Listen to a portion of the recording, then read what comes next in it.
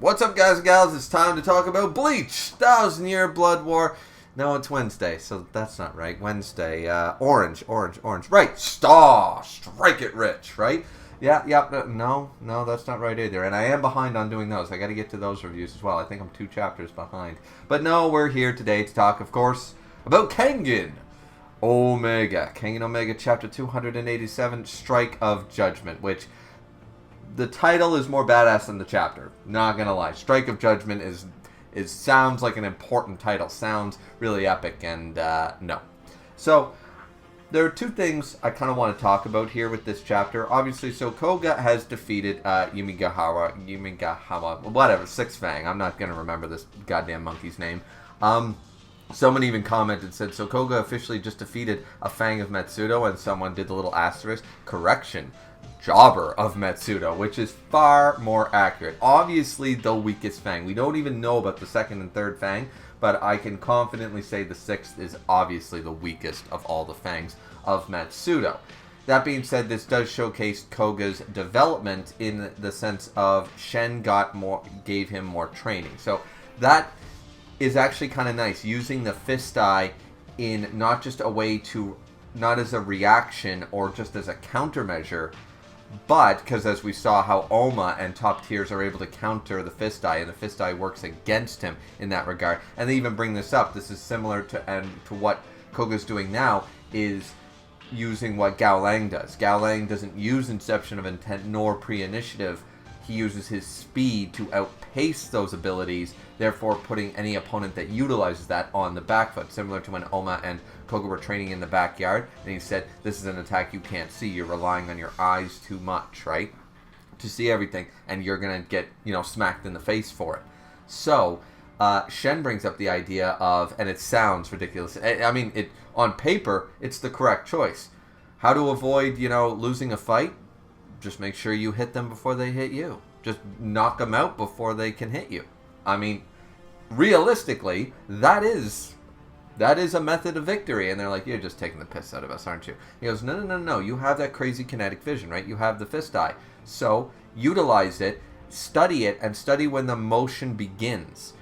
And then you're able to actually attack before they've started their motion. That way, you're not just countering them, you're midway stopping their techniques from ever getting off the ground. And if you can do that, then you'll never get hit. And then you'll always win. So it actually does work out here. Not bad to reutilize the Fist Eye in this method. It's not pulled out of nowhere.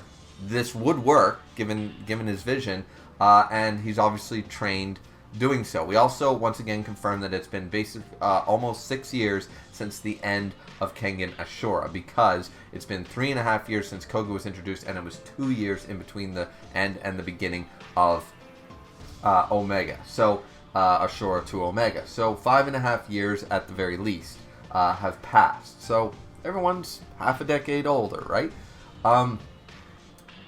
We get that information and stuff, and once again, Shen teaching this to Koga, I don't mind that. That works. And I also don't mind the fact that it's not that Koga's winning this and no diffing and all this stuff, because I didn't care about this character anyways. Here is the main issue. So, and I don't get the whole I'll give you a word of advice. I'm so mature. No, you're pissed off that you were slighted 2 years ago, and now you just came back for your revenge. This is a pissing contest, literally. This is all this is. This is because your pride was hurt and you want to prove something to yourself, okay? So, whatever. He literally gets thrown in a garbage pile. You know what I mean? And it is what it is, right? He's Brazilian kicked into a garbage pile. His knee is shattered. Blah, blah, blah. And we're told, oh, he's going all out and stuff. And the title card trying to convince us of this, along with Himuro, at the beginning. This guy is as strong as Agito. The 6th Fang is just as good as Agito was during the Cat. And also, like, he's just this guy, and he's being serious. And the title card after he wins here in this chapter, and it was on this day, 1,304 days since he met Yamagohan, has been that he has now officially defeated one of the top fighters of underground martial arts. Top? Really? Really? See, I could forgive. We could say that there was just hype building for Agito to come back at the beginning of Omega. There is no fucking excuse for this shit. There is absolutely none. He is not one of the top fighters. He's not even in the top 30. I can name 30 guys that would win a fight against this guy. How is he considered the top? If you wanted, what they should have put down is one of the former top gladiators of Purgatory. Sure. He is not one of the top dudes. In no way, shape, or form. He was never S tier. He'd barely make A tier on most people's list. So how on God's green earth, what on God's green earth is this horse shit right now, narrator? So that part I'm just not buying whatsoever. And here's the reason why. It's not that this fight I don't care about, and it was literally 2 chapters of nobody cares, right? So 2 chapters and nobody cares. Now we're actually going to move on to the next arc. Let's see what's actually happening next, right? And we're bringing back our main character. Okay, our supposed main character. Now, I don't dislike Koga.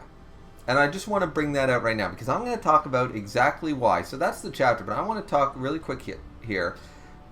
Exactly why I don't like that Koga did this.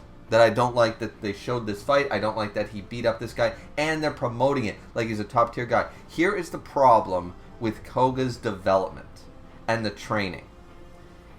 Is that he doesn't jump.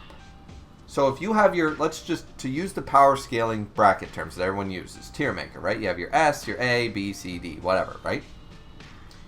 Every time we see Koga, right? Since the beginning of the series, he was in E or F tier when we first met him, right? And he slowly got better through training and stuff, right? And then he gets knocked down a peg and stuff, right? But every time we see him on screen, he gets marginally better when we're actually following our main character, okay?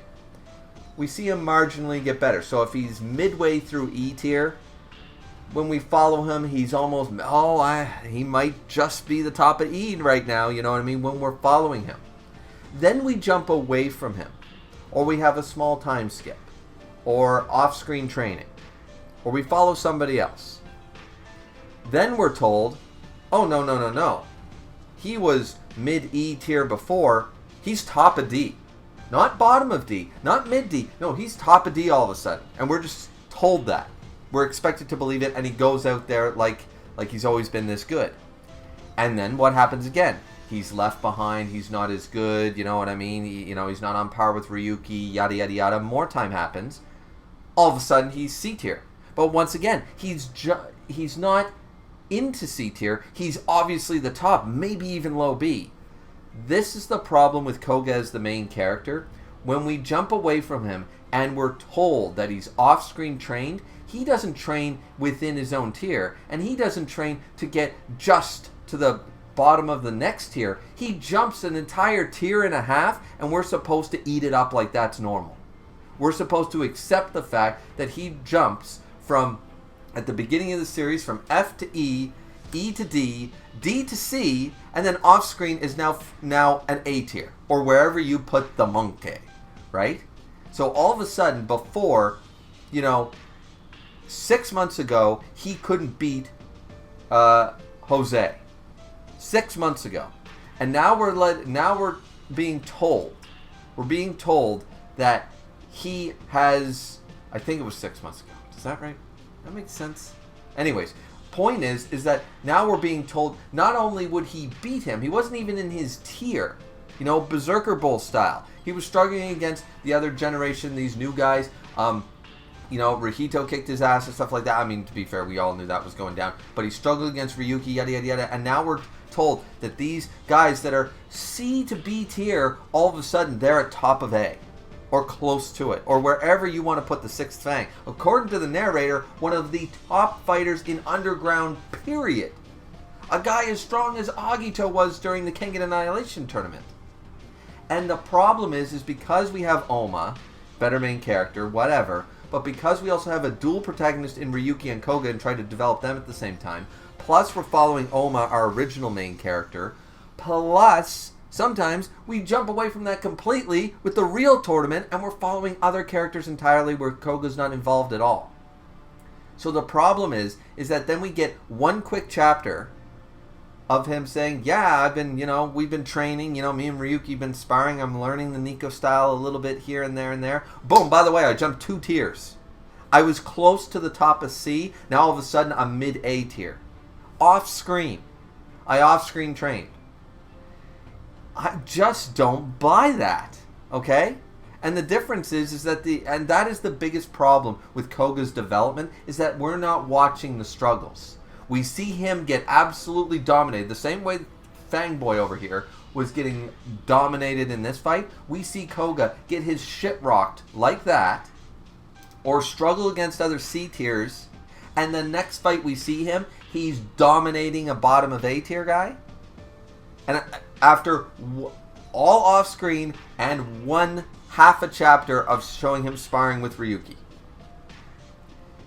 That even Prodigy characters aren't built this way. And when we follow Prodigy characters in manga and anime, when we do that, we generally watch them. Look at how many times, I know we complain about, and I've mentioned this before, Dragon Ball Z filler, but at least we were constantly jumping back to seeing Goku training his ass off in a gravity chamber while on his way to Namek. It took forever for him to get there, but by the time he was done, he was not even recognizable, but we knew he was doing this. We saw some of the King Kai training and stuff like that. Definitely learning the Spirit Bomb stuff was off screen, but we know that King Kai was training him. We saw some of the training methods. We know about the weighted clothing. We know about this. We know about that. We've always showcased that we know what they're up to. We know they're supposed to get stronger, not just marginally, but by a lot. When we see these things, no different than Vegeta, same idea. We just saw him beating himself until he was black and blue, trying to become a Super Saiyan. He was injured as hell in the gravity chamber, trying to keep up with Goku, and he just couldn't. We see that drive. We only jump away to it a handful of times, even in the anime, but at least we see that sprinkled throughout. When you leave our main character alone for a solid year worth of chapters where he was good. I would argue Koga was probably, top of C tier, maybe low B, you can argue, during the Berserker Bowl, okay? By the end of the Berserker Bowl, he's around that level, right? I don't think anybody had him in A or Gatekeeper of B, right? And now we're told he has jumped 2 tiers. When we haven't even seen his name mentioned in dialogue for over a year of chapters. And it's not like it was the big time skip. You know what I mean? Like how One Piece does it, or Bleach, or any of these other ones. When they jump a big time skip and we can buy, okay, all the characters have upgraded, and now we're back from a 2-year, a 3-year, a 1-year time skip, and we're going to see all the major changes they made. We know they've been training. We know, like for example, when Wakatsuki comes back, as a side character, when he comes back, we've been told that he was already in A tier, but he went to the forest. He's trying to train. He's not satisfied with just the blast core. He's not satisfied with just his Superman syndrome. No, this man is not just satisfied with his karate. He is going to improve even more drastically, and he's doing it in a super harsh, very dangerous environment, the likes of which masters the Nico style do, where people like Mikatsuchi Ri learn to be as fast as lightning. He's going to this hellscape on Earth of a forest. So when he comes back and he raises from A into S, once again, even that is only the jump of half a tier. But we're led to believe that Koga, our main character, and that's a side character, but our main character we're supposed to accept is jumping tiers. He's leapfrogging tiers when we don't see that development. We don't see him, training hard and getting his ass kicked by Shen or Oma or Kuroki or anybody like that. We're just not... like, Rahito has a more believable training arc than Koga off-screen. It's not just about the off-screenness. It's about the fact that it's off-screen and then he leapfrogs in the power scaling. It's like you can't have it both ways. You can't treat him as a main character and say, well, he's got to catch up to the rest of the cast, but we're not going to show you that and off-screen him. And at the same time, make me believe that off-screen stuff is leapfrogging him tiers where And now I have very little investment in Koga. And it's sad because I don't mind Koga as a character. I don't mind him as a main character. But if we're not going to follow his journey and his story and see him beaten black and blue and lose fights and win fights by that small margin and stuff like that, and constantly have like Koga versus Ryuki level fights against people like Cosmo, like Sao Pang, like Rihito, people in his tier, if I'm not going to see that development, if we're not going to follow him like we follow in Hajime no Ippo. Hajime no Ippo has a big cast of characters, but we follow them, all of them, and we see all their struggles, and we see all their fights. There's very little off-screen jumping when that happens. And if you're a fighting manga, which is probably a better comparison than the shonen genre, Kengan is a fighting manga about martial artists, Hajime no Ippo is about boxing, and they have a big cast of characters too, and they follow every member of that gym and their journey. We see most of their fights, side characters and main characters, and even when we do some off-screen training, it's usually only, here's their training regimen to improve this particular one thing, and now we're going to jump 2 months into the future, and now let's see the fruits of that training. We're just not doing it correctly here with Koga, and I think that's what bothers me the most. That's what actually bothers me the most about this, is that Koga is treated like both a side character and a main character when it's convenient and sprinkled out in between, and we're just supposed to buy that he's risen from an F tier fighter to an is he top of A now? Is he a gatekeeper? Can he go toe to toe with, you know, anybody, whoever you put at the top of A? Really? Can he beat Hatsumi? You know? Like, I am not going to buy that Hatsumi would struggle against Koga. I am not buying that. I'm not buying that Mikitsuchi would struggle against Koga. I'm not buying these things, okay? I'm just not. Because that's what you're telling me is that these guys all, and we've been told they're all training, but what you're telling me is that Koga is so main character plot armor energy is that he can leapfrog tiers. Not just improve inside of his own bracket, but he gets to jump. And all our other guys who we know have been training, they don't get to move their position at all. Or they only move this marginal bit. These are master level martial artists, far superior to Koga in every way. And, you know, with proper masters and proper this and proper that and proper training their whole lives, and we're supposed to believe that this punk who's just a good brawler in the streets, Oma gives him a little bit of advice now and again, and he's able to leapfrog all the way through.